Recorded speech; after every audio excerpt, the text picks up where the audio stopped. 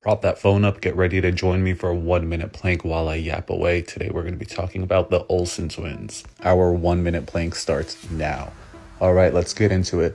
So everybody always asks how the Olsen twins disappeared, but nobody really asks why or how they quietly became richer than almost every former child star before them. And we're here to talk about it because before they were fashion ghosts, Mary-Kate and Ashley Olsen were Hollywood's most profitable children. Let's be real. Now here's what most people miss. Their parents and lawyers structured their careers so the twins owned their business and not just their roles. In fact, Mary-Kate and Ashley couldn't have their own money.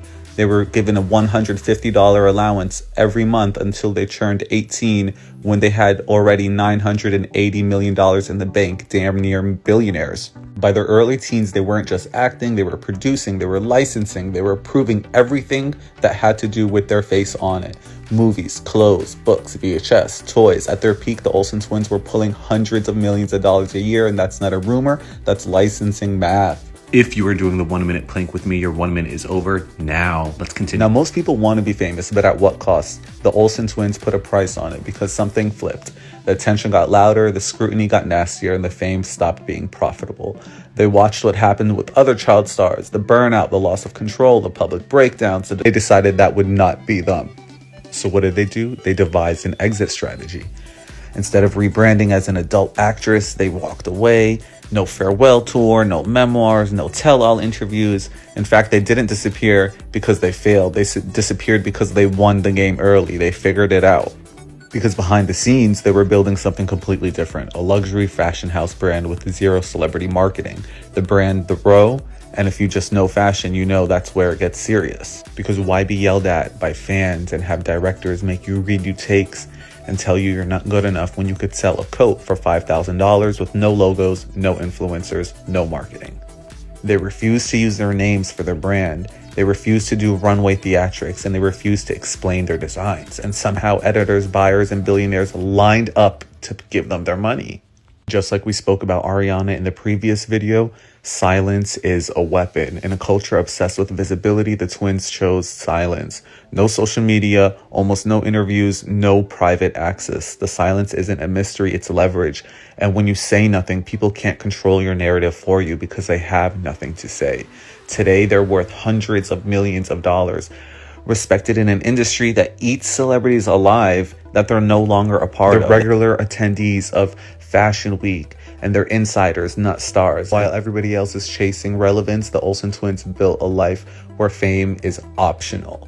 And that, my friends, is something that's almost unheard of. Their real legacy isn't Full House.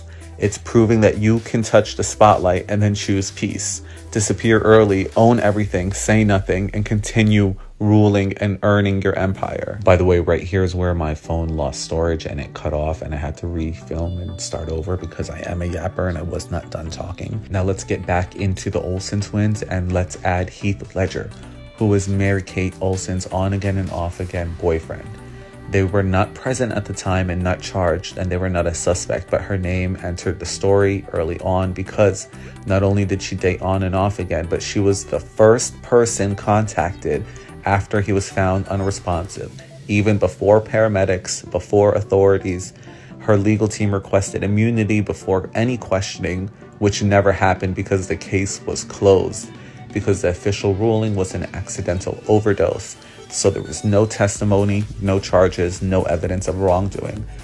That's the only death she has ever publicly been linked to or any legal investigation. So if you try to find anything else out on her, you won't, but you will find something out about sweatshops. And we don't have too much to get into that today because we have already hit the 4-minute mark today, and we only have 30 more seconds of this video before it's over. By the way, I'm so proud of you for sticking through and completing it with me. Please join me for part 2 tomorrow and tune in so we could do a dive deep on the Olsen twins sweatshop allegations and how they buried that scandal and simply used silence to make it go away. I didn't forget, but I hope you didn't forget either, because we're going to talk about it tomorrow. All right, I love you guys. See you so much. Bye.